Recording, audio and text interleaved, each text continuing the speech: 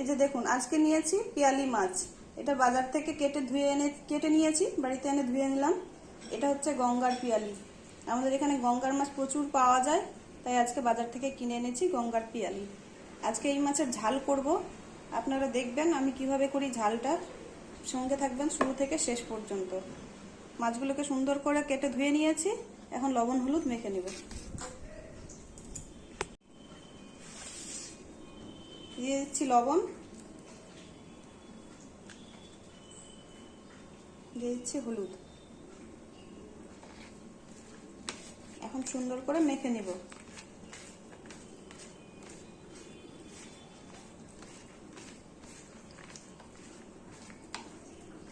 একদিকে কড়াই গরম করতে দিয়ে দিচ্ছি। ছোট মাছ ভাজার সময় কড়াই খুব গরম করতে হয়, না হলে লেগে যায়। দেখুন কত সুন্দর করে মেখে নিলাম, দেখতেই পাচ্ছেন। লবণ হলুদ সুন্দর করে মেখে নিয়েছি, এখন ভেজে নেব। কড়াই গরম হয়ে গেছে, কড়াইতে সর্ষের তেল দিয়ে দিচ্ছি।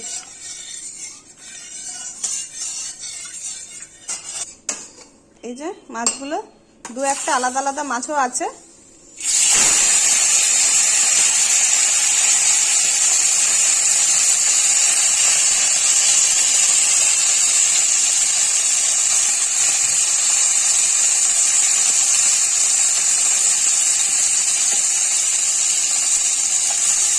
কড়াইতে এখন মাছগুলো দিয়ে দিলাম, এখন সুন্দর করে ভেজে নেব।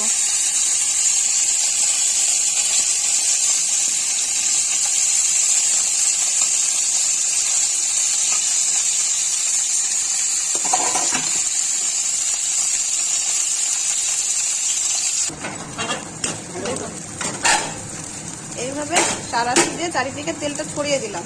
এতে দেখি একটা মাংস কড়াইয়ের তলায় লাগেনি, এখন চারিদিকে নড়ে চড়ে বেড়াচ্ছে।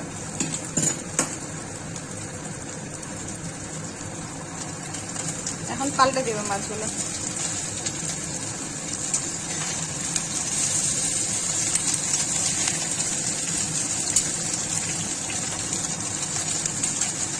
এইভাবে সমস্ত মাছগুলো ভেজে নেব। মাছগুলো আমার ভাজা হয়ে গেছে, দেখুন, দেখে বুঝতেই পারছেন মাছ ভাজা হয়ে গেছে। এখন তুলে নিচ্ছি।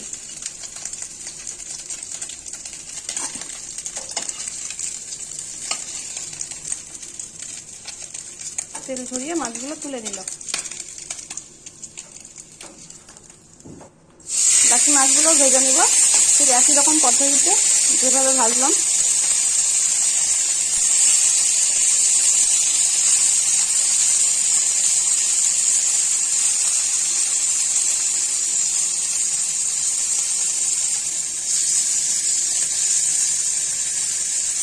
এটা হচ্ছে গঙ্গার চাপলি মাছ।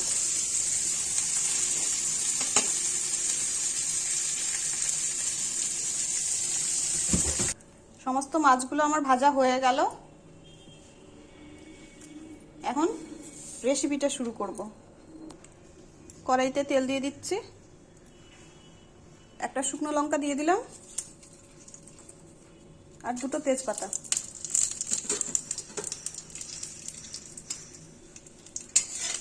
তেজপাতা শুকনো লঙ্কা একটু লাল লাল করে ভেজে নিব।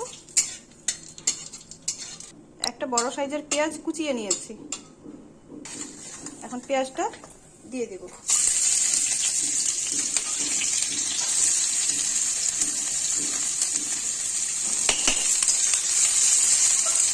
পেঁয়াজটা একটু লাল লাল করে ভেজে নিব।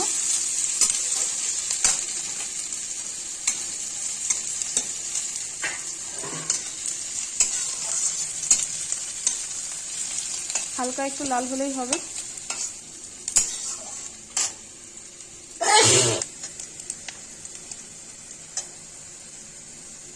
পেঁয়াজগুলো একটু একটু হালকা গোলাপি রঙের ভাজা হয়ে আসছে, আর একটু ভেজে নেব। এখন পাঁচফোড়ন ছড়িয়ে দেব। আপনারা এইভাবে পাঁচফোড়ন দিয়ে দেখবেন, পাঁচফোড়নের সম্পূর্ণ সেন্টটা পেঁয়াজের মধ্যে, মশলার মধ্যে ঢুকে যায়। আদা, জিরে, ধনে, শুকনো লঙ্কা বেটে নিয়েছি। এখন পরিমাণ মতো যতটা লাগবে ততটা দিয়ে দিব। দিলাম 1 চামচ। আর হাফ চামচ। এতটা মশলা আমার যথেষ্ট। এখন পেঁয়াজের সাথে মশলাটা সুন্দরভাবে কষে নেব।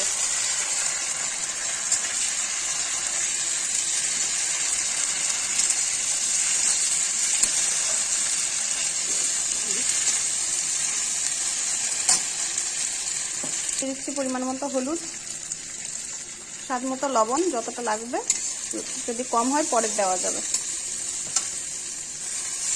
এখন সামান্য একটু জল দিয়ে দিলাম। জল না দিলে মশলা কিন্তু তলায় লেগে যাবে।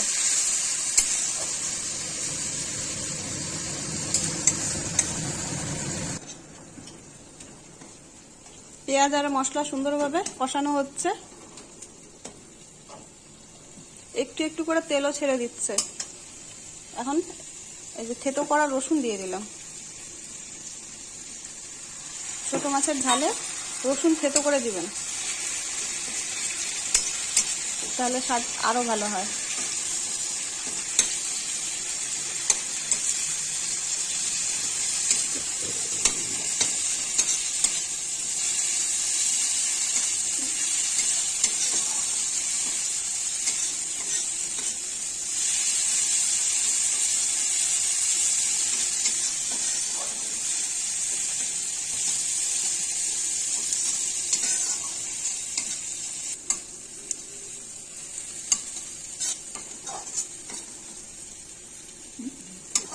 সুন্দরভাবে মশলাটা কষানো হয়ে গেছে।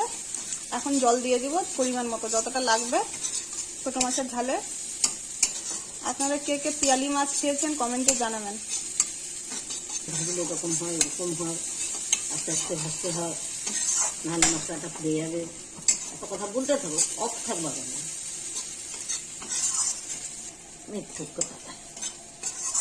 বিশ্বাসই করেন। এখন জল দিয়ে দিচ্ছি।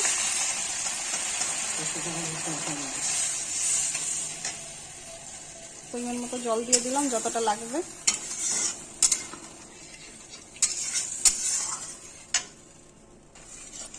আমার ঝোল ফুটে উঠেছে।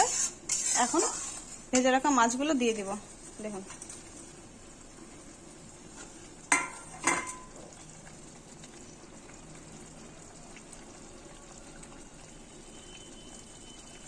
ঝালটা দেখতে পাচ্ছেন কত সুন্দর হয়েছে।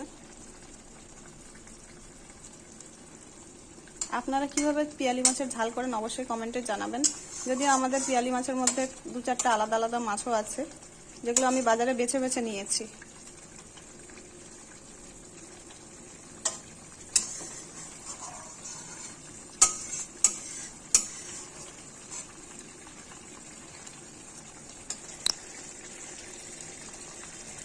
ছোট মাছের রেসিপিটা আমার হয়ে গেছে। এখন নামিয়ে নিব।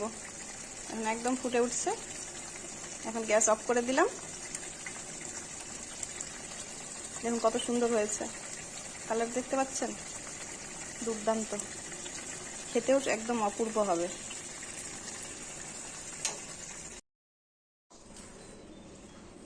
হ্যালো বন্ধুরা, আপনারা দেখলেন পিয়ালি মাছের ঝালটা আমি কিভাবে করলাম।